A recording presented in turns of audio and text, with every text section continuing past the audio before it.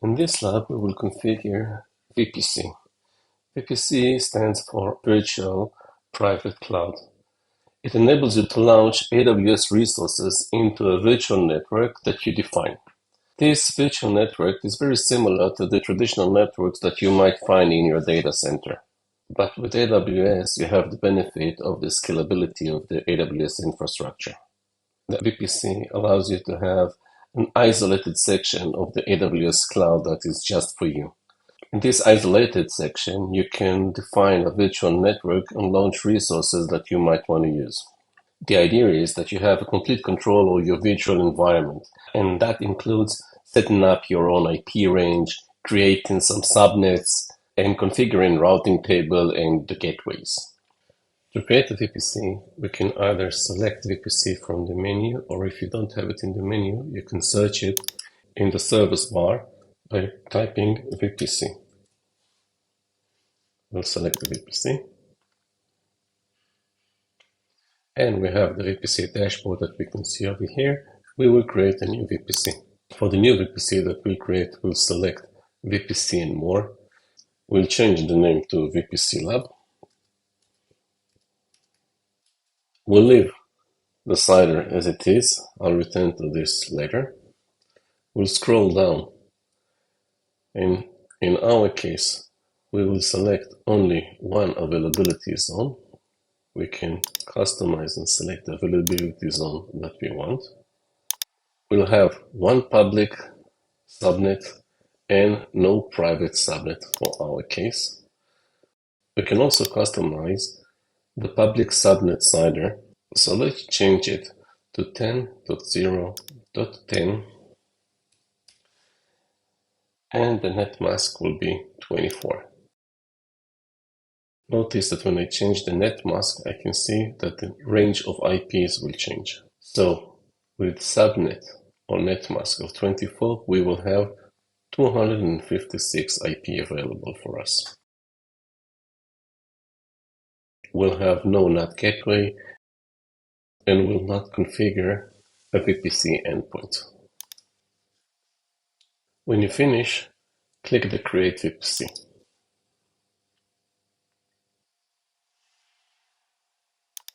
We can now view our VPC, and we see that we have one subnet in newest east 1 connected to a routing table, and we also have an internet gateway available for us. Let's go and have a closer look on our VPCs. We can see that I have a typo in the name, so we can change it and correct it, no worries.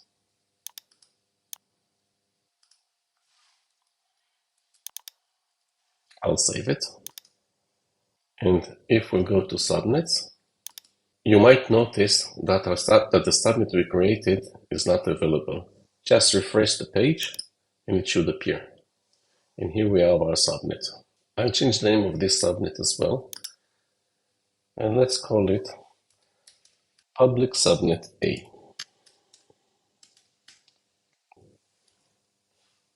We'll save it.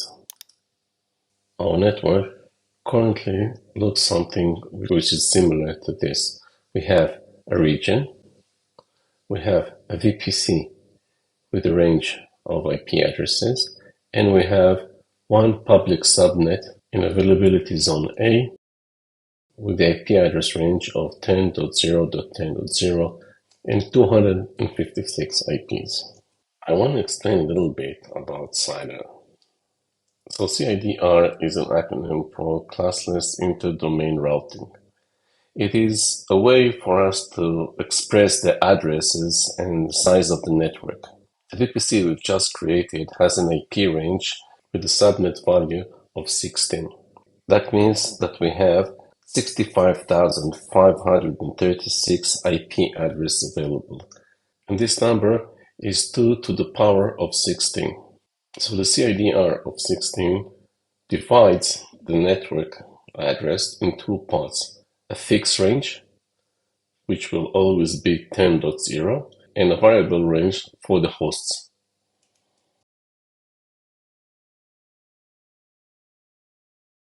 Now let's create a second subnet. If you're not in subnets, just click subnets and click create subnet. Select the VPC that we are working with, which is our VPC lab. We'll give our subnet a name. Let's call it public subnet C.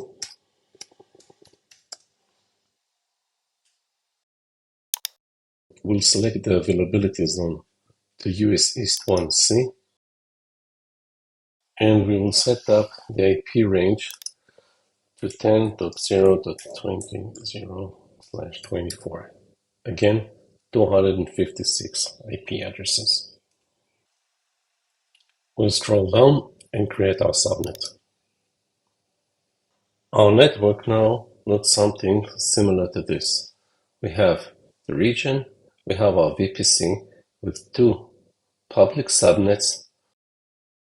The first subnet is in availability zone A with an IP range of 10.0.10.24, and the second subnet in availability zone C with the IP address of 10.0.20.0/24.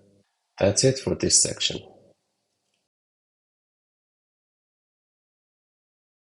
So we've created already two subnets. To make things a little bit more clearer, I'll filter out only the subnets that are connected to our VPC. So we have the VPC number. Let's filter according to the VPC. We have our two subnets over here.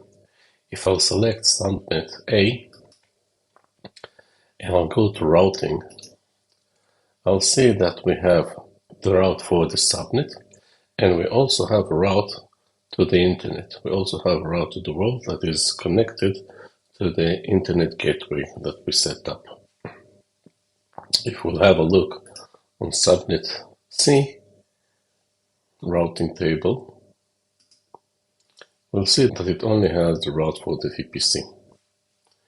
We can also see this if we go to the VPCs and select the VPC lab and have a look on the resource map.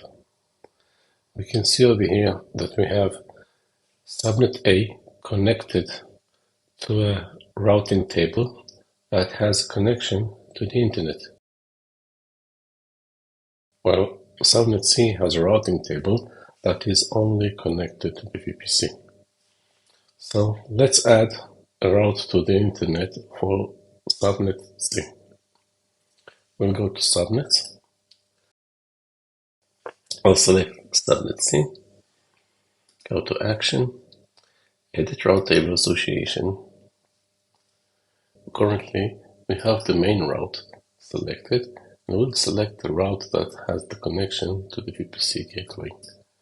And we can see that we have now added a route to the internet that goes through the internet gateway.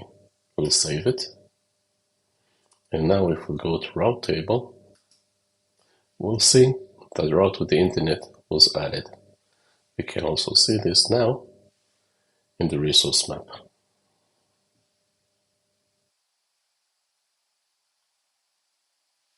That's it for this section.